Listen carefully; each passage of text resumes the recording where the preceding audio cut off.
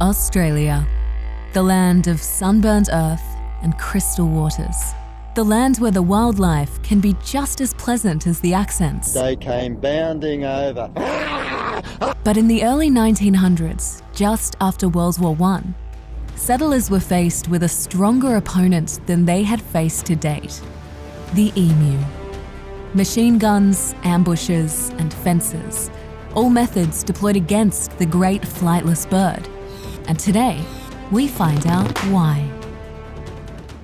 Hello, and welcome back to Learning Tings. First episode for 2024. Not much else to say on that, I'll be honest. Hope everyone is keeping well. I hope your new year was fruitful. I'm aware it's March, and it's probably April by the time you're seeing this, so let me know what your New Year's plans are for the coming festive season. But welcome back to Learning Tings, a little life update from me. I've moved, and that's why if you are watching this on video, you will see it is drastically different. If you're watching on video and you've also noticed that the color of my face is different to the color of my neck, my advice to you is to suck it, basically. So emus are a flightless bird that are native to Australia. And if you're sitting there thinking, oh my God, I hope this bitch doesn't think that she needs to explain what an emu is to me, I simply ask you what your idea is to make this episode longer than 15 minutes. It is the second tallest bird, second to the ostrich, and they are related, which I feel like you didn't need me to tell you that, but if you did and that was news to you, you're welcome. Now, I'm not a fan of emus. I think they're a good spectator sport. Like, I value the emu. I think it's a really cool animal. I don't particularly want to be anywhere near it, let alone getting physically involved with, okay, let's check that wording, because just for the record, I've never considered getting intimate physically with an emu. But yeah, I like to keep them at an arm's distance, and even that is a little bit too fucking close. They can grow to 6'3", which is very tall for a bird, if you ask me. And funnily enough, I only learnt this week that Prince William is 6'3" also. Prince William is the height of the tallest emu. I don't know why I find that fascinating. I think it's because if you had told me he was 5'8", I would have taken that and run with it. I wouldn't even blink at you. I would have been like, yeah, that checks out. All the times I've met him in person, yeah, he seems 5'8". Just a moment ago when I said, you know, that's pretty tall for a bird, there was a little part of me that, and I'm still working on training this part out of me. I want to make that clear. I am working on bettering myself. But there was a part of me that was like, no, penguins are taller. Because for the majority of my life, until I was 21, I thought penguins were like 6 feet tall. Like, I just don't understand why they're called emperor penguins. Like, emperor's meant to be like a big... They can also hit a top speed of 48 kilometers per hour. God knows what that is in miles. Hold. Hey Siri, what is 48 kilometers per hour in miles? I hate it when she interrupts me like that. 48 kilometers per hour is 29.83 miles per hour. 29.83 miles per hour.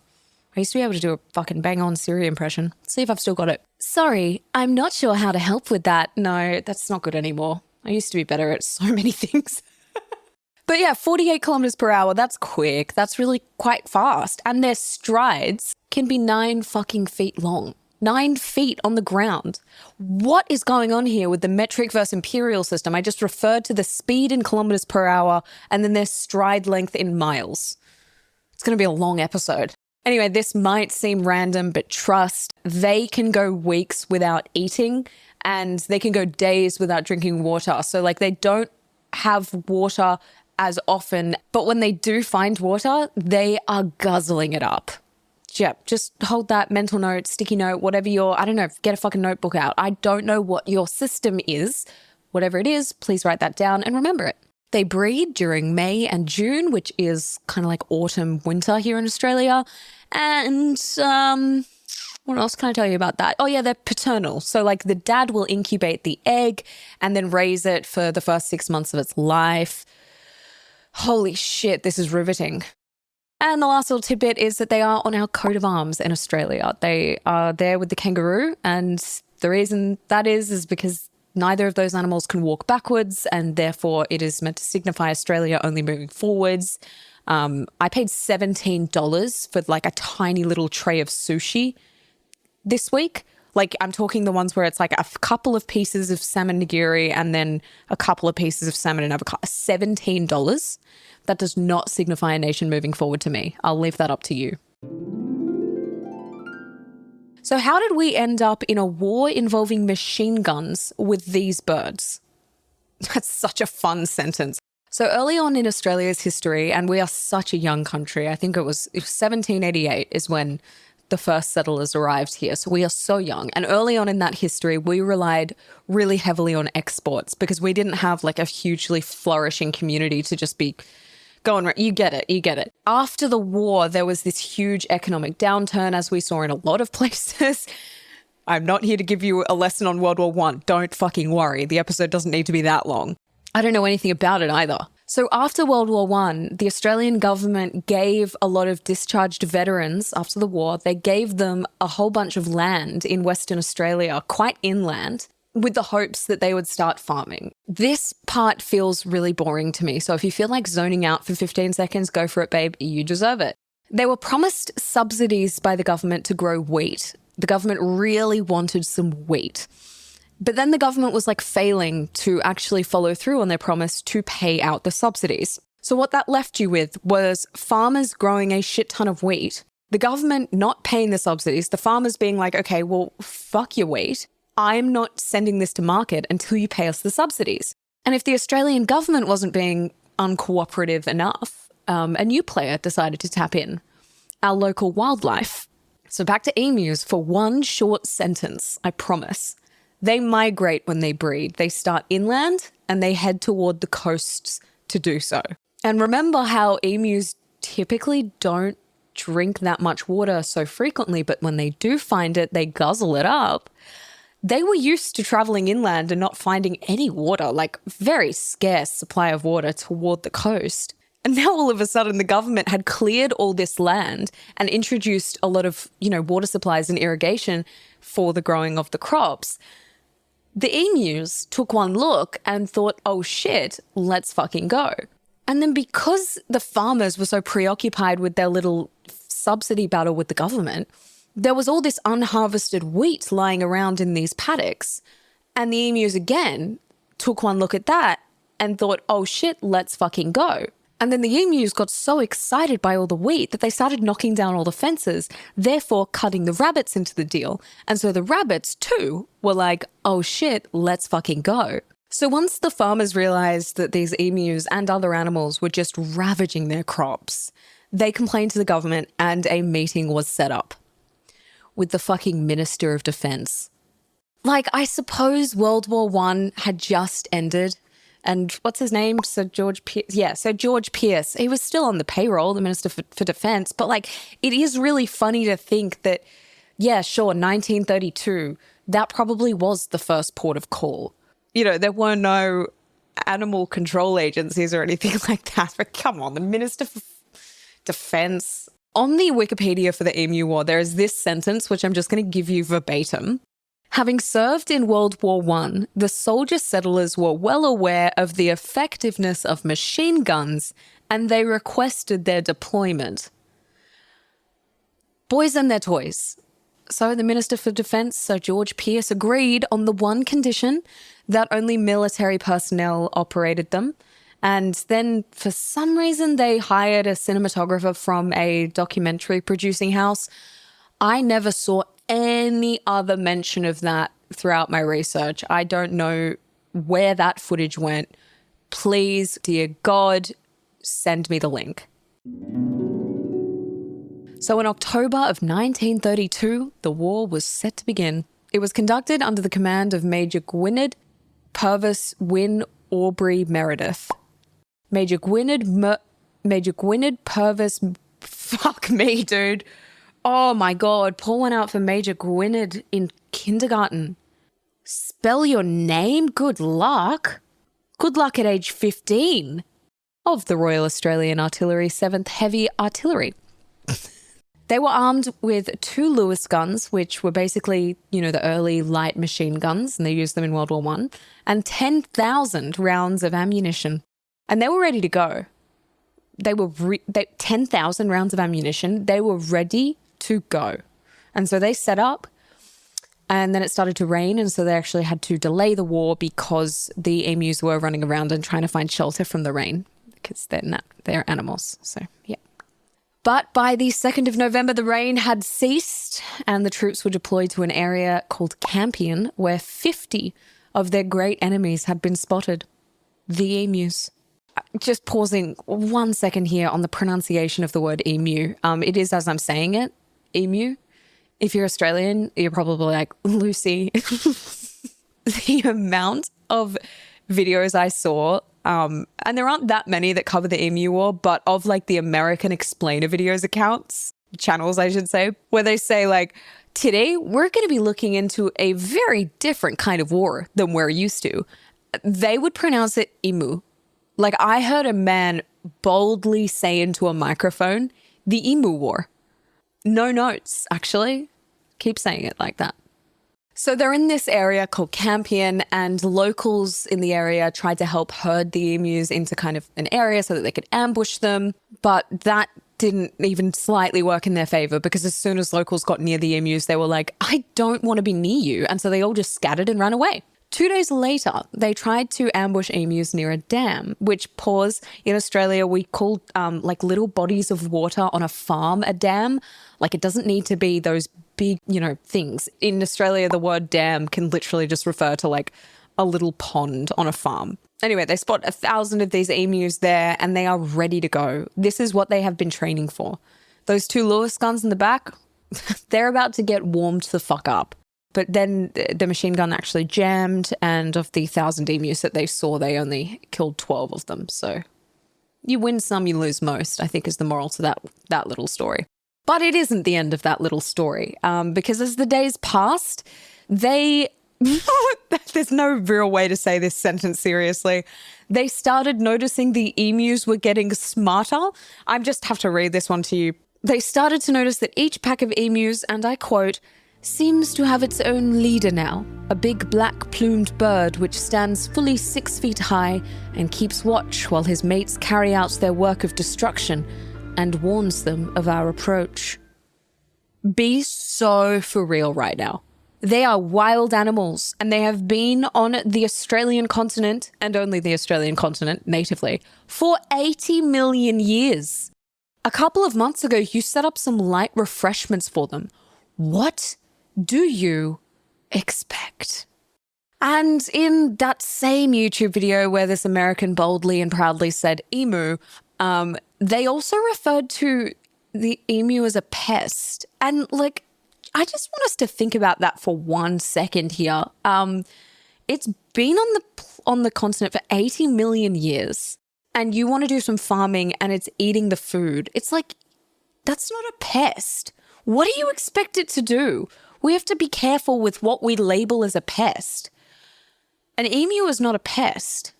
I am. If it makes an emu a pest to see a banquet of food unguarded and to go up and have a munch, that means I have been a pest at every corporate event I have ever attended. There's this funny article where that line from before that I read comes from. And they say that the emu has, quote, brought for the bird its most complete victory, for once arousing public sympathy for the emu, which is hysterical and also so real, because I remember going to a zoo in like some buttfuck area of like rural Australia. I have no idea where we were, me and my dad. They give you the map and like, feeding shit if you go near the kangaroos or whatever. But it was one of those zoos where it's just like a fence, just like a waist-high fence between you and basically all the animals. Again, it was a rural area. And the emu straight up ate my map. And I let it willingly. I released that map. I let go of the map to the emu, because when those eyes are looking at you and that beak is coming at you, I would give up my firstborn. That's not me trying to be funny. I have to stress that to you. If you haven't looked at an emu dead in its eyes within a meter of it, and you've got something that it wants, you would give up your firstborn too. Like, the nursery is being changed back to a study.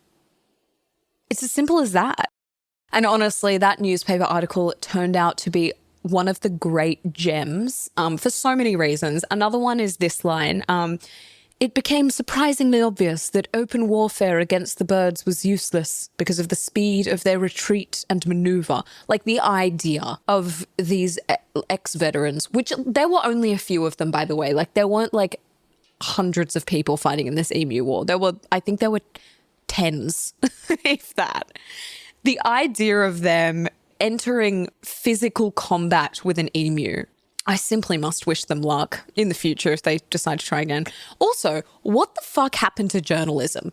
Listen to this poetic shit. The party arose at daybreak to prepare an ambush near to a dam, when, just after daylight, a wave of bobbing heads appeared in the distance. The detachment and armed farmer companions were hushed in anticipation of a major victory. Are you kidding me? That was beautiful. And I thought about this when I was researching this and when I was reading this article, and I was like, what on earth? Like, this is beautiful writing for a newspaper.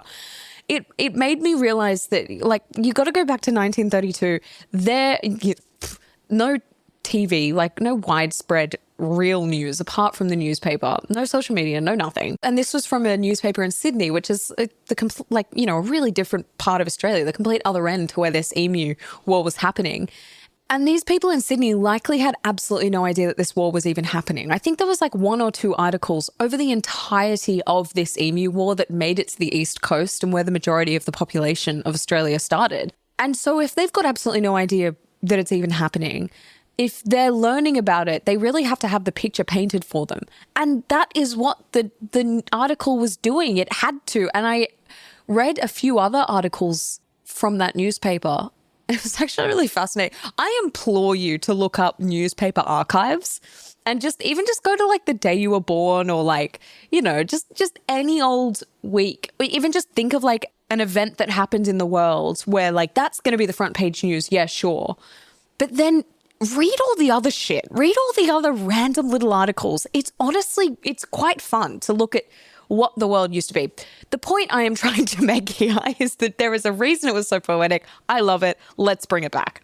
Because I swear, if that same article had been written today, what was it? The party arose at daybreak to prepare an ambush near to a dam. It would have just been like 5 soldiers set up camp near to a dam, but were unsuccessful. Like it would have just been boiled down to 7 of the most boring words read by the most monotone, nasally Australian newsreader voice you have ever heard. God, I hate it. Old mate from before, bringing you back to the Emu War. Major Meredith, he said that if we had a military division with the bullet-carrying capacity of these birds, it would face any army in the world. They tried loading a machine gun onto the back of a truck and kind of chasing them through the bush that way, because setting up a stationary area wasn't working for them at all, obviously. And so they tried putting it on the back of the truck. They crashed the truck. Like, you can't make this shit up. They tried for months. They used 10,000 rounds of ammunition. And of those 10,000 rounds, they only managed to confirm kill 986 emus. There is still a steady population in Australia of over 700,000 emus today. And then a ceasefire was called on December 10th, 1932. That is not my chosen word. The ABC used that word. The Australian Broadcasting Company used the word ceasefire, which only implies that the emus also had Lewis guns. So, the war failed, clearly, but where do we go from here? They wanted to build an Emu Proof Fence to keep the emus from migrating through the farmland. And again, on the emus being here for 80 million years, we can be so incredibly embarrassing as humans. You might be thinking, Australia's massive, Lucy. Like, building a fence around that many kilometres of land, that would be too much work. And to that I say, you clearly aren't familiar with how comfortable and confident Australia is in building fences across the entire length of the continent. If you're not Australian, you might be thinking, I'm kidding. I'm not. We have what is known as the rabbit-proof fence. And as the name suggests, that is to keep the rabbits out. too many rabbits in China. That would seem a little racially motivated if you don't know what I'm talking about. And if you don't, I implore you to look up the Telstra or Big Pond ad, Great Wall of China. Just whack that into YouTube. It's a great ad. I think that's one of Australia's best ads. I was talking to someone about that recently. That whole ad is just chef's kiss. Great ad.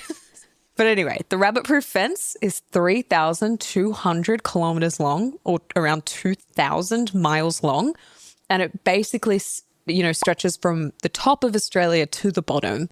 And then I was actually thinking like, oh, I should put a bit in here about how like that's the longest fence in the world, because I was like, that's got to be like one of the longest fences on this planet, surely. So I had to fact check it and I looked it up. The rabbit-proof fence is not the longest fence in the world.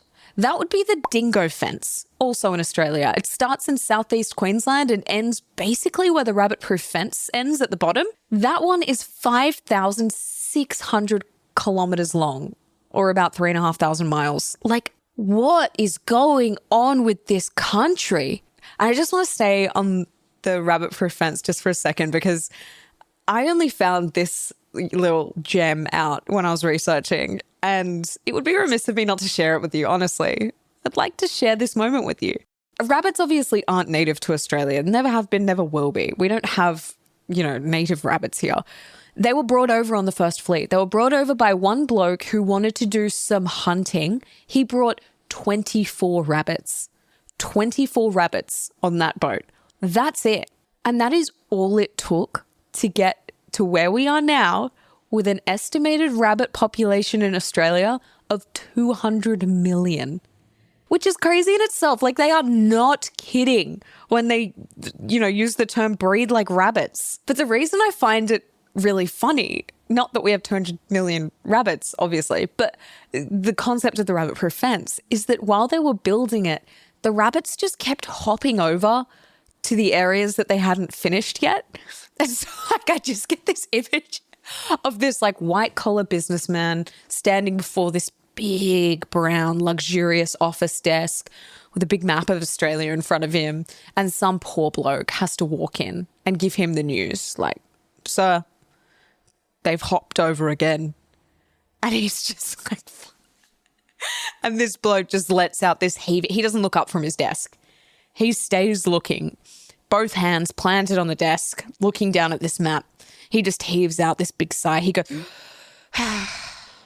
keep building the fucking fence. And then they just kept building the fence. So there's actually three. There's 3 rabbit-proof fences because they had to kind of zigzag across the country. And there's rabbits everywhere, so it didn't work. All this to say, with all of this raging success our nation has had with fences to prevent wildlife from getting from one place to the other, it was natural for them to go, hey, an emu fence. Let's give an emu fence a go. And they did. And they actually joined it up to some areas of the rabbit-proof fence to make it easier on themselves, I guess. It's still standing today. It's called something different. For some reason, it's also illegal to drive up and down the length of the fence, the Emu Proof Fence, that is. I don't actually know why, but apparently you'd get a $10,000 fine for doing so. So if your money bags, go for it, I guess. I'll sit right here. Another noteworthy tidbit is that when Australia was going through this issue, I guess you could call it, with the emus, some people tried to pay their taxes with emus. Oh, this is a funny sentence. I forgot about this one. Meredith did note that his men had suffered no casualties. Yep, that's good. And this is another great one. I didn't even bother to write this one in my own words. I just thought this was flawlessly written. When the question was raised if a medal would be struck for the conflict, Federal Labor parliamentarian A.E. Green replied that any medal should go to the emus, who had, quote, won every round so far. For his involvement in the deployment, Defence Minister George Pearce earns the unofficial title Minister for the Emu War. They have made a movie on it. A couple of Aussie comedians, a group of Aussie comedians, made a really SFX heavy, corny, rendition of it. I haven't watched it. But apparently, John Cleese has actually finalised a script for his version of it. John Cleese will be doing a movie on the Emu War. Rob Schneider, Monty Franklin, and Jim Jeffries were writers on it. So with those three involved in the writing of it, I am anticipating I will let out a giggle. Maybe a few. But nonetheless, I will be watching. It is funny that the Emu War is getting a renaissance kind of like almost 100 years to the year since it happened. We don't get taught it in school. I just want to make that clear. Not many Australians actually really know what the Emu War was, if you ask them. Certainly not to the detail that I have given you today. But I will say that was fun researching that. I won't lie. That was like, I was giggling. I ordered myself a 10-pack of hard solos one Friday afternoon and just sat down and I was like, let's just break the drought of like Learning Tings, because I've been meaning to get back to it and I just like, let's just pick something fucking stupid. And it was great fun. It was like sitting there, me just getting like progressively more drunk researching this. Oh, what a stupid country we are. Anyway, that is today's episode of Learning Tings. I hope you had a great time listening to it. And if you're driving right now, please drive safely. Is it a school zone near you? Is it school zone hours? Think about it. And apart from that, I have nothing else to report. I will see you guys when I see you. Adios.